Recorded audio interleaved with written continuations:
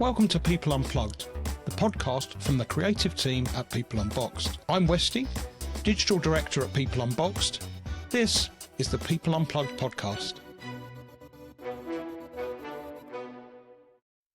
Hi everyone, welcome back to the show. Now, bit of a difference in terms of a guest this morning, and it's listen, no one leaves school planning a career in sales, and it's probably fair to say my guest today certainly didn't. I'm met today by Chris Bowyer. Now, Chris spent the first 14 years of his work life somewhere else entirely, 7 of them as a community association in Early, then 6 years as a complaints handler, which sounds like my worst nightmare, absorbing other people's worst days for a living, I guess. And since then, he's sold cost savings, carbon reduction, corporate IT, and now here we meet in the learning industry, which possibly, and I'm not going to put words in your mouth, Chris, arguably the hardest of the 4 things to sell, because at the end of the day, the buyer doesn't see whether it's worked or not for at least 6 months. So good luck with that. Chris has joined People Unboxed just a month ago, and obviously Chris and I know each other from Bento Bot, and which I'm sure we'll get into. The reason I wanted to talk to Chris today, amongst other things, because he's got a wealth of knowledge, it's Chris has got a genuinely useful answer to a question most salespeople get wrong, and that's how many times do you check in with someone before you become a bit of a pain in the backside and you still feel like you're nagging? So I'm sure we'll get into that and what selling actually looks like once you strip away everything people assume about it. So firstly, Chris, thanks for giving up your time today. Did I miss anything in the intro? No, you've been having a very good stalk of my LinkedIn, Westy. So I think you've got a good summary there of my last kind of 15 years or so. Well, probably getting off 20 years, but yeah. Yeah, fantastic. Good. I've got some questions for you to sort of just get the conversation going, but feel free to sort of build on it, any of these and anything I miss as we go. So the where I wanted to start was the one I just alluded to there, which was 6 years in complaint handling. Now, surely everyone's only calling you when they're already unhappy, right? So what does that do to someone like yourself? What did you take out of it? What were the learns from working in that industry? And is there anything there that do you still use today, I guess? Well, it's probably helpful if I build the kind of full picture around how I ended up in that world. And yeah. It does have a little bit of a link to sales, actually. So you mentioned at the start, I was an office manager at a community centre, a job I really liked. I'd kind of worked my way up as high as I could go, and just had this feeling inside of like, it's time to move on. I would like to be earning more. And I'd always had this kind of curiosity around sales and recruitment, more specifically, because I've always been a kind of a people person, and they're quite key qualities in those type of roles. So I took the jump from that office manager role into recruitment, and I was doing well. It was IT recruitment, actually. I was doing well. I was doing everything that was asked of me, but some of the things that were being asked of me, I found a little bit immoral, if you want. Right. So just to give you an example, I was calling people.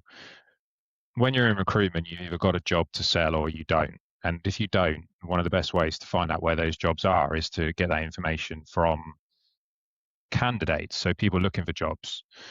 And one of the ways to extract that information was to effectively sell them a fake job.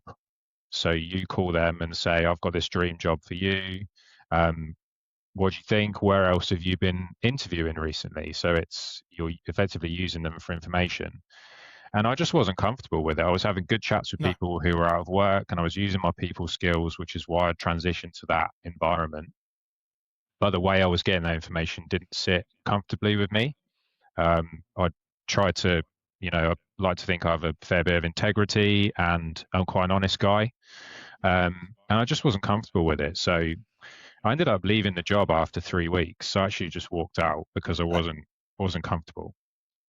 Chris, is that a common, I'll say, tactic in that industry? Because I'm sure a lot of people hearing this, if they've got, I don't know, even themselves, if they're working through recruitment, or they've got, so at the moment, my 2 daughters are both at uni, but they're both looking for, job roles, whilst they're studying. And it's often that they'll apply for something, or the one that feels that sort of sticks a bit at the moment is they've both been offered trial shifts on things, and it's sort of like, no, go in there, and show us what you could do for 2 days. And I'm saying, are you getting paid for that? And I went, no, it's not like that. And then one of them said, well, I went in, Dad, and had a list of like 15 people, and it's like, it almost feels like a bit sort of free laboury, but you know what I mean? But they're Yeah. over a barrel. So I could see why that wouldn't sit with someone like yourself, because you went into that role trying to help people as opposed to leading them up the garden path a bit. And again, if I've got that wrong, No. correct I me, mean, I please. obviously, part of my reason for wanting to go into recruitment was to earn more money because you can do well from it. But also, I wanted to be a conduit. Well, I wanted to work with people, and you're a middleman between a candidate and somebody who's trying to fill a role. So I thought that could work well for me. I'm good with people. I can manage it from the middle. And I vividly remember one conversation I had with a guy, a lovely guy. He'd been out of work for ages. He was in a bit of a bad place, and I've called him with this fake job, and he Yeah, was just over the moon. And I just felt awful. I thought, I've not got anything, I'm just using you for information. And I got the information that my boss wanted me to get, but I felt awful the way I did it. To answer your question as whether it's a common tactic, I don't really know. I've spoke to a few recruiters afterwards who have said it's a tactic that was used a bit more back then, yeah, not so much now. And I think it does depend on the firm. But it was my experience, and I was a little bit kind of burned by it. So I ended up going from really stable employment, a job I liked, to being out of work for after 3 weeks. And that is how I ended up getting into the complaints handling world, because my wife was working there. It was a contract environment. They were recruiting, and I was in a bit of a yeah. panic, like I need a job. So I ended up going there and did well, and ended up staying there for around about 7 years. So that was doing things like, do you remember PPI complaints? Yes, Yeah, yes, so I spent about 4 years handling those. So we were investigating if people had been missold PPI, basically. So that was a lot of like data gathering, going through their bank statements, their mortgage applications, their loan agreements, that type of thing, and seeing if they had PPI on those agreements, and then it would go to another department who would determine if that customer had been missold or not. missold. Yeah, So, so so I guess that you're directly sort of helping people there to a certain extent, aren't you? So it wasn't so much of the like your call center, people only phone you when their sky's down, that sort of thing. So no, you no, were you're still, yeah, Yeah, we were helping them, yeah, and a lot of these people obviously didn't know they'd been missold this product. So if they've got somebody who's looking into that for them, are potentially going to be able to contribute towards them getting paid back what they're owed on that, then they're happy to deal with you. So it when you frame it as kind of complaints handling, it sounds like you're going to be dealing with people who are um, effing and blinding, if you like, um, yeah, yeah, yeah, but it wasn't really like that. No, we were helping them out to try and get to a fair outcome between them and the bank that they had that agreement with. So I did that, and then moved into an irresponsible lending role, which was at the same company. So that was payday loans. People that was a real eye opener. That one, people that were in financial trouble who were sold another loan to get them out of that financial trouble, and they ended up having 5, 6, 7 loans running concurrently and yeah, getting themselves into a real financial mess. And we were dealing with those people. So obviously some quite distressed individuals who were in a bit of financial peril. And yeah, we were acting as the middle person between the lender and the customer to try and reach a fair outcome. As again, it was all around mis-selling products essentially. But yeah, that's how I ended up in that world. So it's just kind of, the recruitment one ended prematurely, and I needed something quickly, so I ended up going into that and ended up doing quite well in it. And working as a contractor back then, you could do okay money wise. So that was an attraction. But I always had even though the recruitment experience went quite badly, I still had this kind of niggle in my head of like, okay, I still feel like I've got something to offer that world, if you like. And Yes. I don't think sales and recruitment are necessarily too far removed from each other. Um, And everything you've just described seems to me that skills required are listening skills, good communication skills, empathy, spotting how you can help someone. Which of those have which of those have helped the most, do you think, when it comes to sales? Or is there another skill when it comes to sales that they haven't set you up for? I think, yeah, I think empathy is ultimately anybody working in sales, your product or service, you've created it because you feel like you're solving a problem for people, right? Right. Now, it might Yeah. not necessarily be a problem that they are aware of, or that they're not aware of it in their day to day, but you've created it because you feel like you're solving a problem. I try and be as consultative as I can. I've always been a quite consultative individual, so I just try and ask questions around their environment and any challenges they're experiencing around that. And then you can build a picture as to whether you're a good fit for them. I think there's probably a traditional, stereotypical view of salespeople who try and ram their That's why product we're on down. here, Chris. We're Yeah. hopefully debunking some of Well, I that. do my Because I'll best. be I don't. honest, until you came to work with us, um, I'll say that. Now, let me go back a step. I was going to say until you come to work for us, I think everyone's got this view of salespeople. I'm thinking, no, hold on, they're doing a job same as everyone else. But actually, when it's probably something you don't know, there you go. Here's one for no one ever asked me questions on this podcast. But when I went to work when I left McDonald's and went to work for Kineo, I went there as a learning designer. So basically, Kineo, boutique learning, bespoke high level e-learning provider. And I went in there or the job I applied for anyway was as a learning designer. And I had 3 interviews. And the first interview, they went, no, just the way you've come across and the way you've listened and what you've shown and how you've presented. And I presume that's my training background. Mm. I'm quite comfortable in a classroom and talking to people and asking questions, all that sort of stuff. And they went, oh, you need to go and speak to Stuart. And I said, who's Stuart? And he went, oh, he's head of sales. And I went, oh, no, God, no, I'm no salesperson. Mm. Absolutely not. And then they went, yes, but everything you've just told us, you actually are. So even though you've worked at McDonald's for 26 years, you've been selling your product to other people internally. You've been telling them why they need to do this piece of training. You've been going and asking for budgets and getting them to spend money they didn't want to spend. And on it went. And they kept pointing out over and again. They said, you've never had a tag that says you're a salesperson, but all of the skills you have suggest that you probably are. Yeah. Anyway, so I went and spoke to Stuart. And it's interesting that you've just said it there. The first thing he said to me was, don't think second-hand car salesman. We're what we call consultative sales. And I said, but what's that? And he said, you go in, you sell the vision, you tell them why this is going to solve a problem that they don't, in some cases, don't even know they've got, and they'll buy it. And if they have to ask the price, well, you probably didn't do the first bit well enough. And I said, what do you mean? And he Absolutely. said, no. He said that you will have sold the vision of why they need this in their life, why it's making their life easier, why it's the right thing to do. And at that point, it's actually quite hard for them to say, no, we don't want it. So Yeah. anyway, sorry, there you go. I would still never consider myself a salesperson, but actually it's interesting that you say there's transferable skills against so many industries that actually lead to good salespeople. I think to some extent, we're all working in sales in some capacity. Now, I'm the sales executive for People Unboxed and Bento Bot. So my day-to-day job is selling, right? But Mm.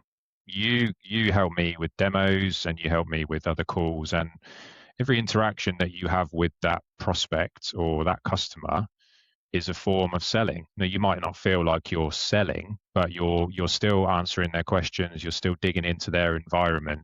It's all techniques and language that supports a sale, right? Be that a new sale or a renewal of an existing agreement. It's all selling.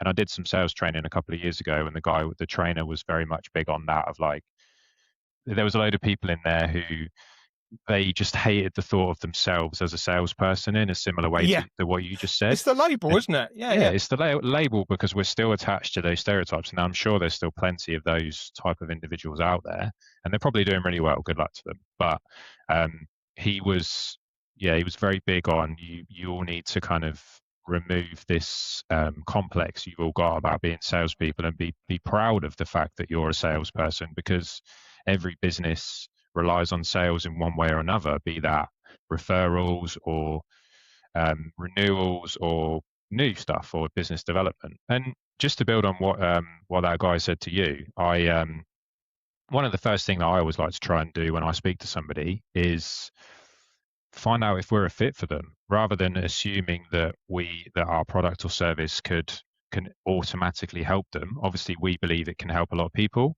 but I think you first of all need to ask a lot of questions around what their environment's like and what they might be looking for, and see if you're a good fit for them. And don't be afraid to step away if you don't feel like you are a good fit for them. And I think that adds to the consultative nature of it. If you go in being like, I can sell this to anyone and it doesn't matter what they tell me, I'm going to sell it, you're not really listening to what they're saying. And I think listening No. is one of the biggest qualities you can have in sales, is listening to that prospect, because their situation is going to be totally different to everyone else. Their budget is going to be different. Their setup within their business, in our world, where L&D fits within that kind of hierarchy, it's all different.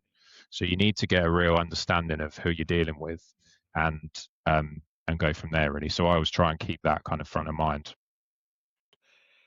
I know you've told me that there's a stat that says how many touch points it typically takes before someone actually starts saying yes, and I'm sure that's a real number you can take us through. So I'm sure the holy grail for you is that you send them an email and they go, yeah, I'll buy it. I mean, let's be honest, that's not going to happen. And I was quite shocked at how many times you said that you should be checking in with these people. So take us through that. Firstly, what is that number? And then secondly, if someone's looking to grow or looking to sell but doesn't want to become across as being really pushy, so what's the time period between those? Or when do people start forgetting you? I know that it's about 15 questions in one there, but you know where That's I'm all good. going. Yeah, I think I blew all your minds when I joined. First of all, BentoBot, and I gave this stat because yourself and Tony and some of the rest of the team were, pretty open and honest about some of the sales efforts prior to me coming on. And it was often, send a couple of emails after somebody's made an inquiry, and if you don't receive a reply, then you just leave them alone because you don't want to be a pest. But Yeah. the number is somewhere between 15 and 17 touch points before you even get a response from somebody. So that could be a phone call, a voicemail, an email, a LinkedIn message, a LinkedIn voice note, a text message, maybe, if that's the way the business works. But between 15 and 17 touch points before you could even speak to the person. And that's not selling them anything necessarily. That's just getting them into a dialogue on some forum. I mean, my last job, my previous sales job prior to this was IT sales, and I remember I had a 2-week period where I didn't speak to a single person that I needed to speak to, which is, I'm not trying to scare people, by the way. I'm just trying No. to give you the reality of Yeah. it's a tough world and it won't be for a lot of people. That's why you need to stay consistent with what you're doing, and you got to believe in what you're doing, even though what you're seeing day to day might be telling you it's not working. If that makes sense, you've still got Yep. to believe that, okay, this is just another touch point, so that they know who I am. And then, what was your other question around how should you space it out? Yeah, spacing, yeah. Because I Well, mean, 17 emails, one after another. I know how irritating it is when I buy yeah. something and for the next 2 weeks, I just get an email every day, to the point of where I guess that's the tipping point. It goes the other way where you think, I'm actively blocking you now. So I guess there must be a fine line between staying front of mind and becoming someone who becomes annoying. And is that the spacing? Yeah, I mean, so at the moment I have a sequence which lasts just about 50 days, and that is full of emails, calls, like I say, voice notes, voicemails, that type of thing. I don't think anybody likes getting cold called, right? I certainly Yeah. don't like getting cold called. I bet you don't like getting cold called. But what really irritates me is not so much the initial cold call, it's when I've told someone I'm not interested and then they keep calling me. So what I'm Yeah. very big on, and what we are big on as a business, is if the answer's no, even if we believe that we can help them, if we've been told no because it's not the right time or they're not interested or it's not a priority, you need to respect that. You need to respect that communication, and you can put them on the back burner for 6 months and then have another go, but you're going to really annoy people if they tell you no. Like, I had somebody trying to sell me solar panels. I made an inquiry for solar panels about 5 years ago, and it's the worst thing I ever did because I get calls about them daily. And I've Yeah, told them multiple times I'm not interested, and they don't respect that request. So that's where you get irritated, and it even gets to a point where even if I did want solar panels in the future, I wouldn't go with this company you because wouldn't go to that company. they Yeah, haven't respected my wishes. So it is a kind of a case by case basis, um, and you do have to take a bit of a view based on the level of interaction you're getting. But also, it does need to be fairly consistent, so that, because you got to remember, this is another thing I think I told you guys when I started, that whilst it's the most important thing in our world or to the person selling yeah, their product or service, it's very much not the most important thing to the person you're trying to contact. And there could be 101 reasons why they are not getting back to you. So you need to try and keep that front of mind as well. It's they've got their own jobs to do, they've got other priorities to juggle, and dealing with somebody who's trying to sell them something is not necessarily at the top of that list, even if down the road they may see the value in what it is you're trying to sell. yeah, yeah. Brilliant. Now you've sold. We said cost savings, carbon, IT, which I think you said was.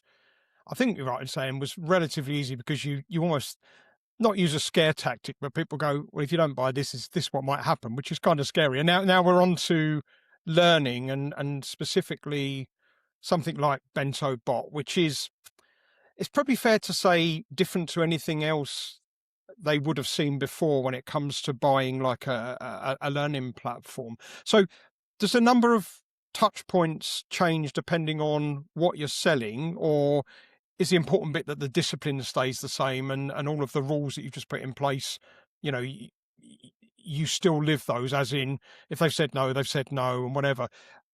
Answer that one first, because I've got a specific question about Bento after that. Yeah, So no does it worries. change depending on what you're selling, I guess? My approach hasn't really changed from my three sales roles. So I try and maintain consistency regardless of what I'm selling. I think the biggest difference between selling the IT stuff and what we're doing here at People Unboxed and Bento Bot is, obviously IT equipment is a bit more business critical than some of the Yes. things that we're selling. Now, obviously, we believe in our products and services, and we know that they help people, and we've got, particularly with People Unboxed, we've got a list of very happy customers who have seen transformation within their business, which is amazing. But with IT, obviously, they need their email security from somewhere. So it's really a bit of a dogfight between, are they going to buy it from you or are they going to buy it from somewhere else? Um, and so that was a slightly different world. Obviously, with this world, whilst we believe they're good products and services and we know we can help people, they're not necessarily as business critical as that. And that is something I try and keep front of mind. You know, that it is something that you need to perhaps be patient with, and Yeah. that's why asking lots of questions around their environment and their learning world are vital, so that you can then try and place this product within it and help them see the value of it and how it can improve their business, improve their training, improve their retention. Obviously, we'll go into a bit more detail about what we're selling, but yeah, it was a bit different to IT in that sense. And what about as a salesperson, what about the return on investment piece? Because with, I've been in training for long enough that everyone's going, okay, but what am I going to get back? And the honest answer, and we talked about, the importance of being honest with the client. The honest answer is, well, potentially nothing for 6 months at least, if not a year. Or I don't know. Let's say really crude example, but let's say we sell Bento Bot into a business and they have fire safety training as part of that, and they have color profiles and situational leadership, whatever it may be. It doesn't matter what the courses are. But actually, if they have no instances of fire issues after that, then it's really hard to say, well, that's because they have bento, because they go, yeah, we didn't have a fire for the previous 3 years either. So it's really hard to Yeah. sort of measure that and say to people, here's the difference it's going to make, because this, I don't want this to become a sales pitch for bento at all.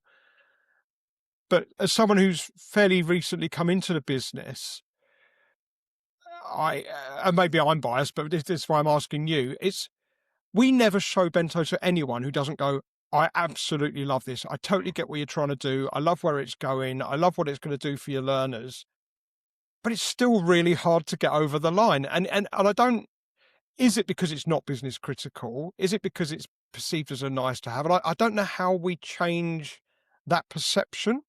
And also how we get people to be comfortable being the ones who are first to take the leap. Now, obviously, we have clients that have done that, and they give us glowing endorsements.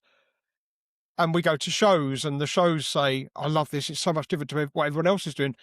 In some ways, I guess, being different to what everyone else is doing, does that I guess some people might think that makes it an easy sell, but in some ways that makes it quite a hard sell, right? Yeah, definitely. And I think it's been really, I started in January, and it's been a really eye-opening kind of period for me because I never worked in L&D before. So I had to spend some time kind of getting to know the industry and, going to a couple of shows and exhibitions and really listening to the talks and seeing where L&D fits into the kind of hierarchy of a business, and that there definitely seems to be sometimes a bit of a standoff between the L&D professionals within a business who really want to implement change and the financial C-suite people who are looking at it from a number point of view, which can't necessarily be applied, if you see what I mean. So I think that's part Yeah. of the challenge as well. But one of the big things with BentoBot in terms of demonstrating that ROI is we're all around embedding and knowledge retention, and you can put a figure on that. When we go into a business and they start using BentoBot and we can demonstrate what their employees are knowing or not knowing at that point, and then we can do a comparison with what they have learnt using BentoBot and a figure, so a percentage increase. We've got clients, again, I'm not trying to turn this into a sales pitch either, but we've got clients that are seeing like a 30 or 40% knowledge increase just by using this platform. So if you're the L&D person who's responsible for rolling that out to the business and then communicating the outcomes to the C-suite people, and you say to them, look, our employees are learning more by doing this. And then you're really putting it on them to say, are you really seriously telling me that because there's no necessary financial number that goes by it, that this is not helping us? We're demonstrating that our employees are learning more, they're retaining more information, and that crucially, the money that, I think this is the big thing, the money that we're spending on training is giving us value because that training is being embedded in those learners, be it through BentoBot or through a leadership development course with BentoBot embedding in between. Yeah. So that's where you can get the monetary thing. Where these two businesses have come from is a feeling that there's a lot of good training out there, but unless it's reinforced or embedded, it's being forgotten.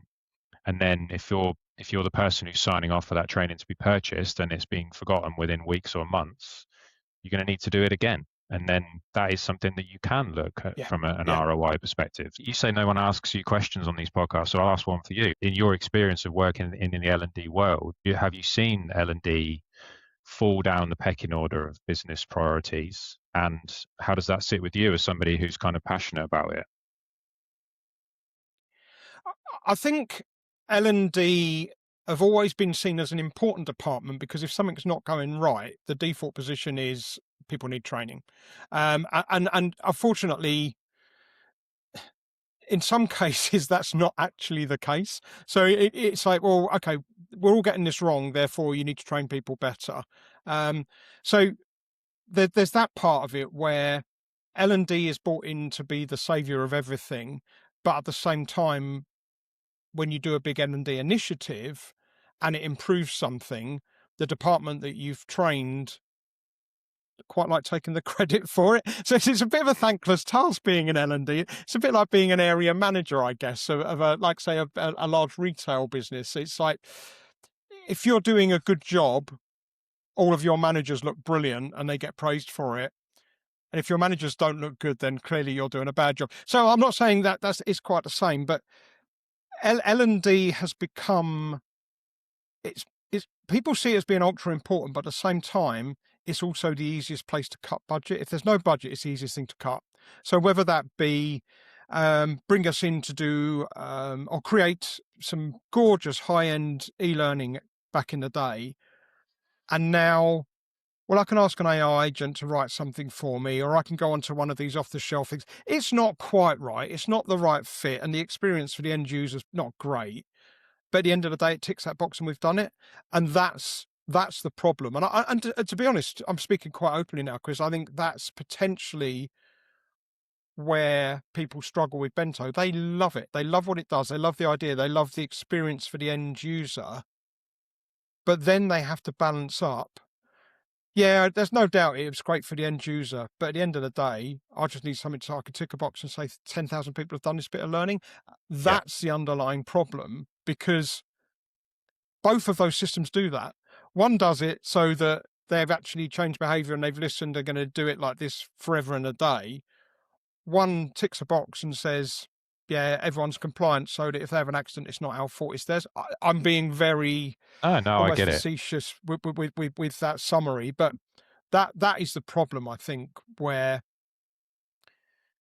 it does sell itself to a certain extent, because the vision sells itself, but then the people that we're talking to, which I guess brings me on to sort of my last question, which is, how important is it in sales that you actually talk to the right person? And what I mean by that is, we go to, say, Learning Technology Show, or we go to CIPD, World of Work, or whatever it may be. The people that come and visit us are passionate about L&D. They're all about behavior change. They're all about selling the best version of something for their end users. But ultimately, they're also not necessarily the people with their hands on the purse strings. So they then have to go back and say to someone else, saw this brilliant system, saw what it did, love what it can do, and they'll go, how much is it? And it goes back to that thing earlier of like, well, if they have to ask how much it is, they're already putting barriers in the way. Yeah. So I guess my last question is a bit of an unfair one for you. So, but we're friends here, and you could be as blunt with your answer as you be as blunt with your answer as you like. What do the people building the products consistently not understand about the people buying it, I guess? Where do you as a salesperson have to step in and translate what we've bought to what they need? Well, we've got a couple of opportunities at the moment where the person that we're speaking to, and you've spoken to them with me, they love it. We've had people on calls that say they've actually said, I'm sold. But they then need to go away and sell that internally. And obviously we can offer support around that as much as possible, but until they can facilitate that person who is more of the decision maker coming on a call, or I can intervene, which again, case by case basis, but if somebody's taken it away with them and said, leave it with me, I'll go and speak to the higher ups and get back to you. I don't want to step on any toes and try and jump ahead of them. You need to be careful with that. So I think the dream scenario is to get that decision maker on a call, maybe give them a demo of the product itself, and help that L&D champion, if you want, within the business, help them get it over the line, because they want it. They can really see the value of it. And just to go back to what you said before about people that come up to you at LearnTech, majority of people are working in this industry because they care, and they care about their people, and they care about them learning, and they care about them getting a positive training experience, be that online, classroom, or digital. They genuinely care, and I've definitely seen that from people I've spoken to. So it's a difficult one, because a lot of it depends on what kind of clout that person has within the business, and how much they can get that message across. But I think the people we're speaking to at the moment do definitely see the value in it. I will happily jump ahead and call a decision maker if the specific scenario demands it. But if somebody's taking it away with them, I think you have to respect that. And some of these sales take time. They're long sales cycles, and you just need to stay close to them. And when the business is in a position to go for it, you want to be the ones they go with. And that doesn't happen by accident. If you leave them alone for 6 months, You're not putting yourself front of the queue for them to go with you when they do pull the trigger. So you need to be respectful of their current situation, and I don't believe you can kind of force these things. They've got to go through that red tape. They've got to go through the channels. They've got to have those conversations. We're just about to go into August. A lot of people are on holiday. That means decision makers are on holiday. These things can move slowly, which as a salesperson can be frustrating, but you need to be respectful of that. And I always try to do that. People do love it, and I think they can see the value of it. So we must be doing something right.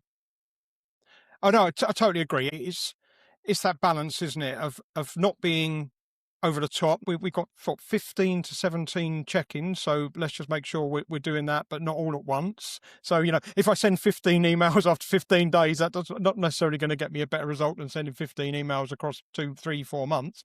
Yeah. And then I guess the other bit is that balance of, we want to be front of mind as salespeople, at the same time give the people the space they need. And I think that's a lovely way to summarize it. Talking of summaries, because time is running away, it always does in these things. I knew we probably need an hour, and the pod's only 40 minutes long.